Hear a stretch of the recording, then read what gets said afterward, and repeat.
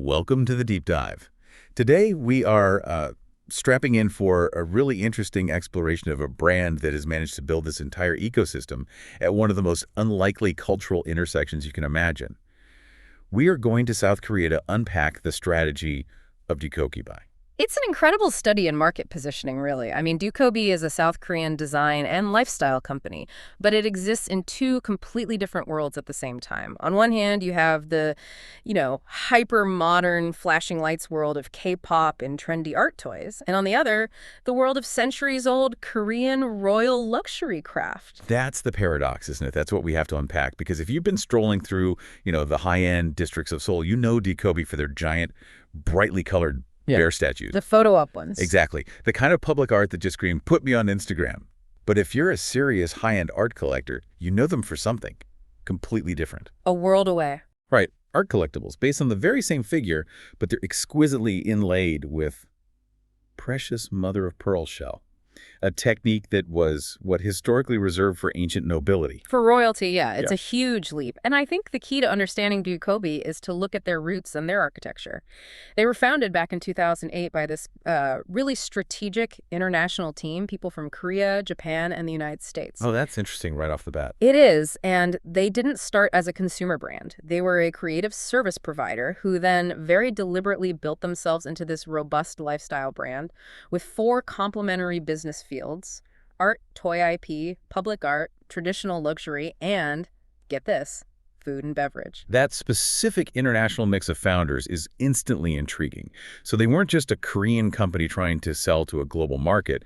They built that expertise in from day one. Precisely. They combined Korean cultural knowledge, the manufacturing side, with Japanese design precision. So focus on quality, the packaging, that sort of thing. Exactly. And then they leveraged U.S. market expertise to, globalize a uniquely Korean concept and IP. So our mission today is to really understand that 4-pillar model, how they use something as massive as K-pop to draw millions of eyes, and then somehow guide a select few of those eyes towards something as rarefied and, frankly, expensive as royal lacquerware. Yeah, we'll start with the accessible face, their core product IP, which is the RB, or Rare Bear figure, and its massive public presence in the Gangnam Doll project. And then we'll shift gears completely to their high art application of nJuanSolo, the mother-of-pearl inlay. Okay, let's start with the biggest, most visible part of their strategy, the public art. This is where most people first encounter the DUCOBI brand, right? Probably without even knowing it. Almost certainly. And it all centers on that Rare Bear or RB platform. So tell us about the RB. Well, the Rare Bear figure is essential because it's designed to be a blank canvas. It's a familiar, friendly, sort of bear-like shape. It's blocky, a bit geometric, which makes it perfect for custom paint jobs, for collaborations. The whole thing was conceived from the ground up for B2B marketing. Its real purpose is to maximize marketing impact for whoever DUCOBI works with. And their most famous, most effective marketing collaboration has to be the Gangnam Doll art project. I mean, this is just a stroke of genius.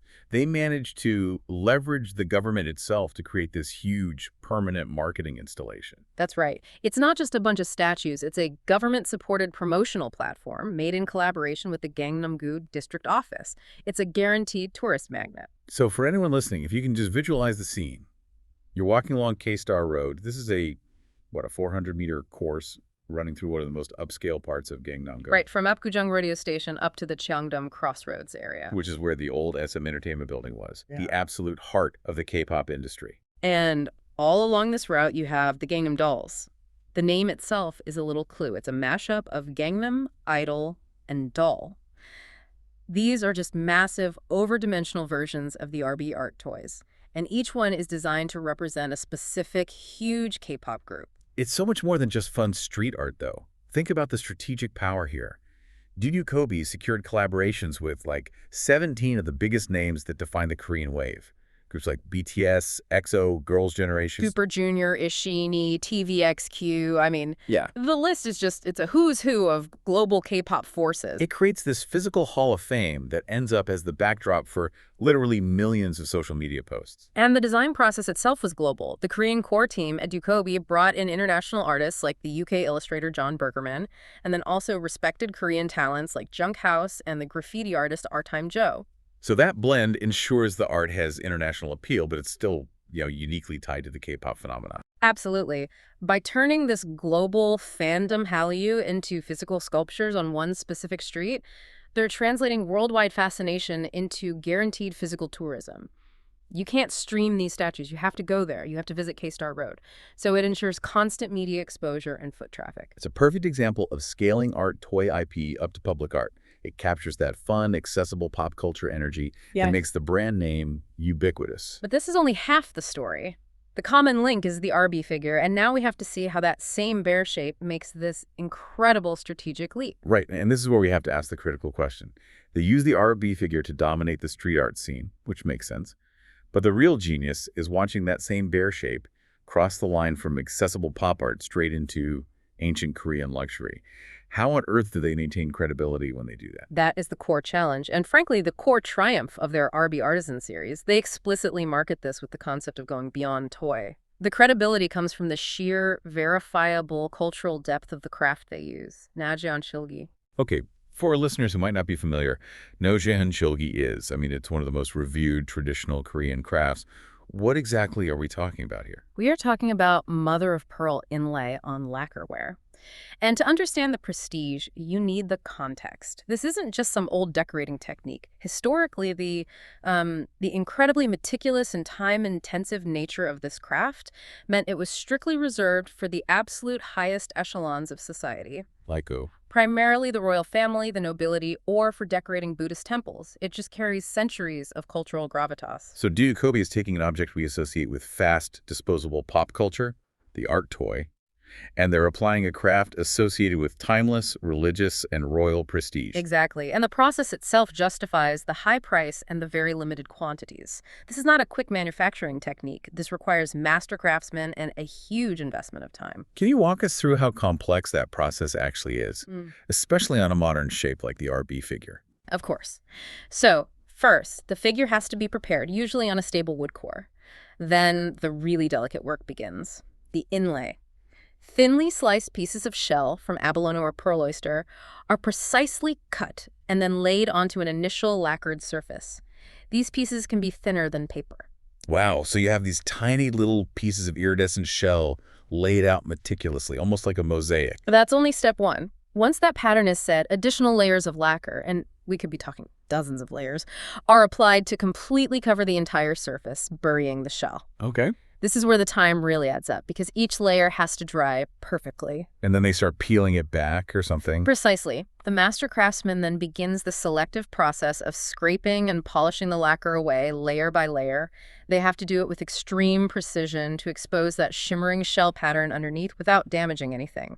And this scraping and polishing process is repeated, sometimes for weeks, maybe even months, until the desired depth and quality and finish are achieved. That deep dive into the process makes the positioning totally clear. They aren't just selling a toy. No. They're selling the manual labor, the time, and the cultural heritage that's embedded in the object itself. And it creates this powerful global narrative. They're positioned as the world's first mother-of-pearl inlaid and lacquered collectible toy. It's a maximum differentiation.